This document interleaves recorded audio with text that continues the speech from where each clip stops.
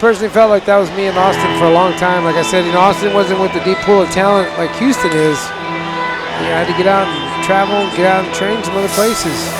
But again, let's see what the difference Joe made in his camp. You got a training partner like Derek Campos, man. That guy's gonna push you. He's going for $1 million in that tournament, so I'm pretty sure he's training like a wild man.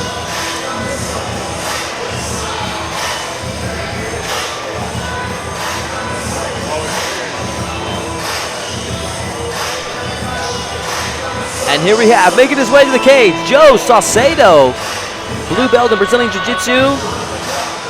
Training now, as you said, but Derek Campos says that Derek Campos is a close friend, just like a big brother to him.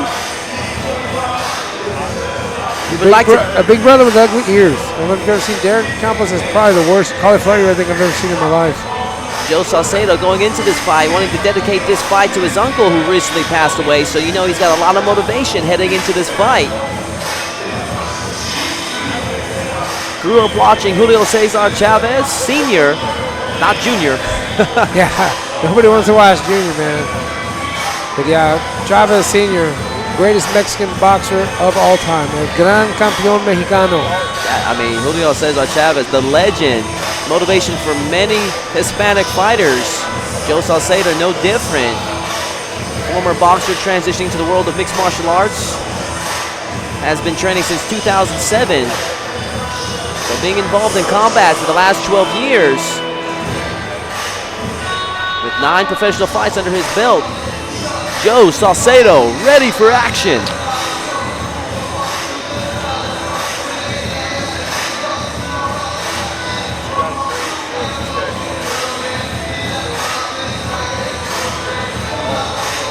And we can't see it on paper, but Joe Saucedo is one of these guys I think that was real hungry for a long time and just jumping at every opportunity he could. He had a very, very tough loss against a competitor in Jeremiah Castillo who has 33 professional fights. Stepping up to fight a guy like that, he has the opportunity because he's hungry.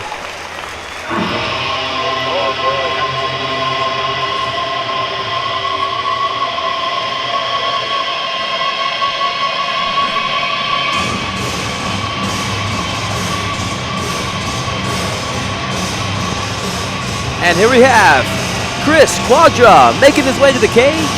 5'9" from Mercedes, Texas. Representing Wolfpack Muay Thai and MMA. 1 professional victory under his belt. Coming by way of TKO.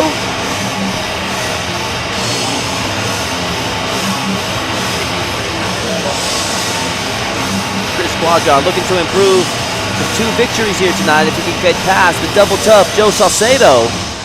There you see the final touches by his trainer.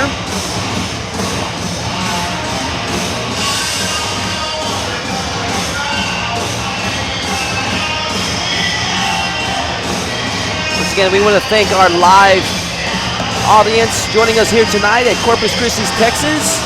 Fury Fighting Championship brought to you by Eric Garcia and Garcia Promotions. Here we see our second professional bout of the evening as we see Chris Cuadra climbing up into the cage, ready to do battle with Joe Saucedo. Chris Cuadra, ready for action. Ladies and gentlemen, the following contest is scheduled for 3 rounds in the Fury FC. It's a weight division. Introducing your first competitor fighting out of the blue corner. This freestyle fighter stands 5 inches tall and weighted officially at 135.8 pounds.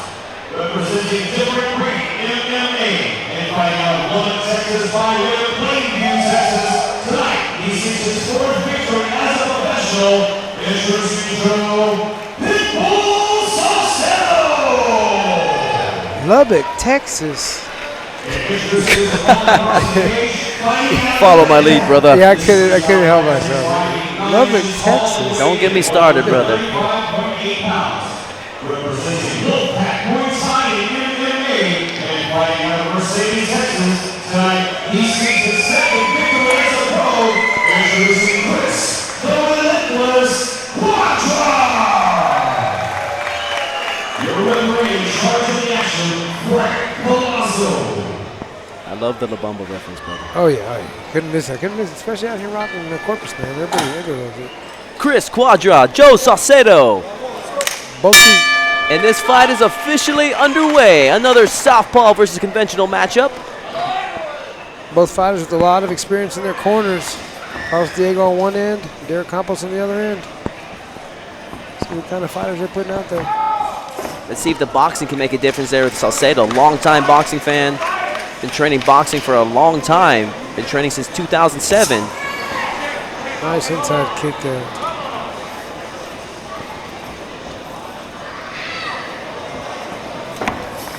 Oh, big left hand there by Saucedo. That got Cuadra's attention. Yeah, he's wincing there. They landed right in the eye. Nice follow-up with the inside kick. Cuadra now looking to... For the takedown there. Yeah, he got that. Definitely got his attention with that strike. He didn't like that straight left to the eye. Saucedo staying busy there, throwing some elbows on his way down. Cuadra successful there with the takedown. Let's see what he can do with it. Saucedo looks pretty composed. Not really in the position to secure any solid choke attempts right now. And we see Cuadra looking to step over the legs, looking to see if he can get a modified mount position or possibly a figure four around the knees. But now we see a scramble there. Saucedo giving up his back.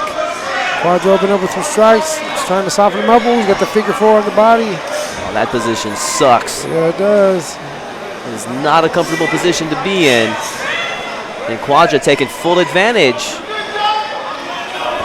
Looking to work that forearm under the chin. He just has it across the chin, and that could still be painful if he knows how to work it. But he's opting to punish Saucedo with these nice elbows there. Clubbing strikes. Yes, sir. He's definitely staying busy with the strikes. Oh, man, look how Cuadra's loading up those elbows. Brutal.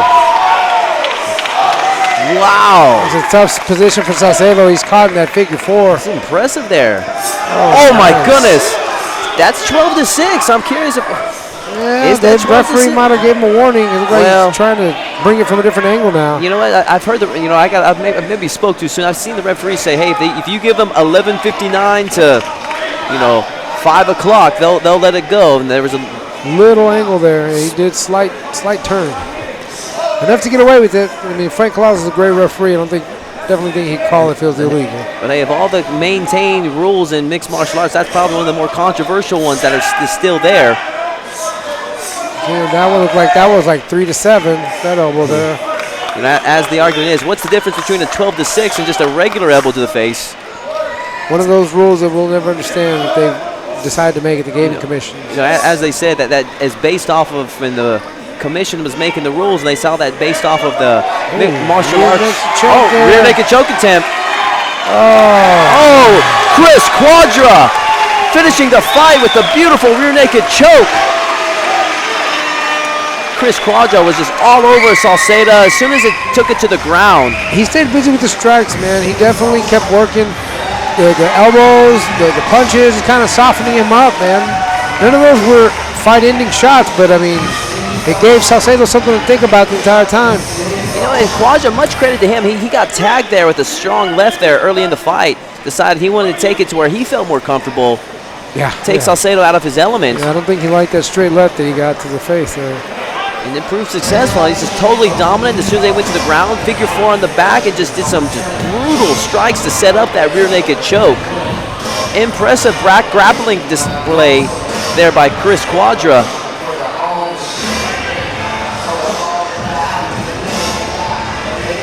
Much respect to Joe Saucedo. All the best to him and his family during this difficult time. The recent passing of his uncle, he wanted to dedicate this fight to it, and he has a lot of heart. Ladies and gentlemen, in comes 2 minutes, 56 seconds for the very first round to declare your winner. By submission, by way of submission, due to a rear naked choke, Chris, the Relentless Cuadra.